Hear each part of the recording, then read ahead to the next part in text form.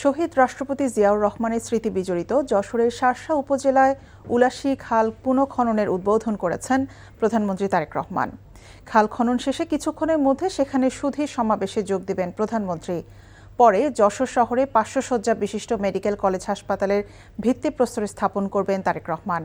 প্রায় 200 বছরের প্রাচীন যশোর ইনস্টিটিউট পাবলিক লাইব্রেরি পরিদর্শন শেষে যশোর ঈদগাহ ময়দানে জনসভায় যোগ দেবেন প্রধানমন্ত্রী তারেক রহমান। এর আগে সকালে আকাশপথে যশোরে পৌঁছানোর পর সেখান থেকে বাসে শার্শা উপজেলায় যান তারেক রহমান। সফর শেষে সন্ধ্যায় ঢাকা ফেরার কথা রয়েছে প্রধানমন্ত্রীর।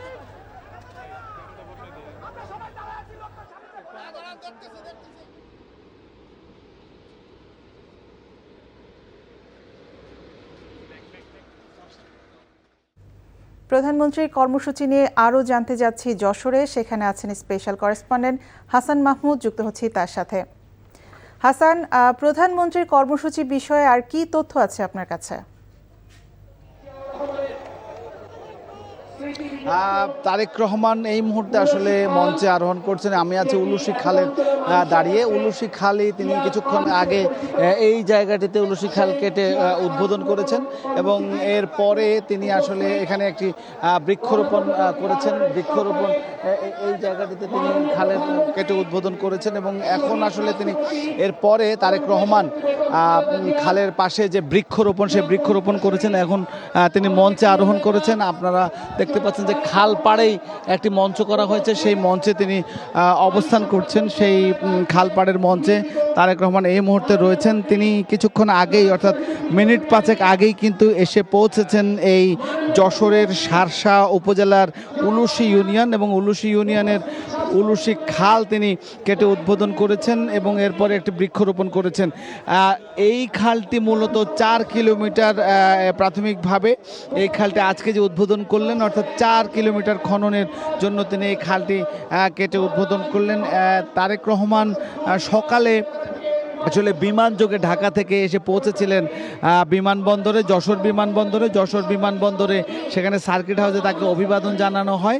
সেই অভিবাদন গ্রহণের পরে তিনি আসলে তার এখানে রাখা লাল বাসে করে তিনি এসেছেন এই যশোর থেকে শার্শা উপজেলায়। যশোর থেকে শার্শা উপজেলার দূরত্ব প্রায় 33 থেকে 34 কিলোমিটার, সেটি তিনি এসেছেন এবং সেই পথ পাড়ি দিয়ে তাকে কিন্তু বিপুল সংখ্যক মানুষ কিন্তু অভিবাদন জানিয়েছে এবং তার গাড়িকে ঘিরে মানুষের অভিবাদন ছিল এবং সেই অভিবাদন গ্রহণ করতে করতে নিয়ে এসেছেন। এসেই তিনি কিন্তু প্রথমে খাল খনন কর্মসূচির উদ্বোধন করেছেন এবং খাল খনন কর্মসূচির উদ্বোধন পরে আগেই বলেছি যে তিনি বৃক্ষরোপণ করেছেন এবং এইখানে তিনি কিছুক্ষণের মধ্যেই বক্তব্য দিবেন। এই বক্তব্যটি আসলে মূলত এই খালকে ঘিরে, খালের চারপাশে যে মানুষ রয়েছে, বিশেষ করে এটি একটি জনসভা নয়, এখানে আসলে আশপাশের গ্রামের এবং কৃষি নির্ভর মানুষরাই মূলত এই সমাবেশটিতে অংশগ্রহণ করছে। এটি কোনো বিএনপি আহুত কোনো জনসভা নয়, তবে বিএনপি যে জনসভাটির আহ্বান করেছে সেটি হচ্ছে বিকেলে ঈদগাহ ময়দানে,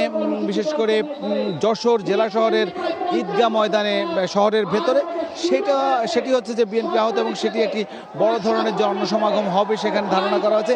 এইখান থেকে তারেক রহমান যাবেন হচ্ছে যশোরে গিয়ে তিনি একটি হাসপাতালের ফলক উন্মোচন করবেন এবং সেখানে এরপরে তিনি একটি লাইব্রেরি পরিদর্শন করবেন এবং এরপরে তিনি আবার বিশ্রামের পরে বিকেলবেলা তিনি যশোরের ঈদগাহ মাঠে যে জনসভা রয়েছে সেই জনসভাটিতে অংশগ্রহণ করবেন এবং বিএনপির যে প্রতিশ্রুতি আসলে খাল খনন কর্মসূচি, সেই খাল খনন কর্মসূচি তিনি আসলে শুরু করেছিলেন দিনাজপুর থেকে।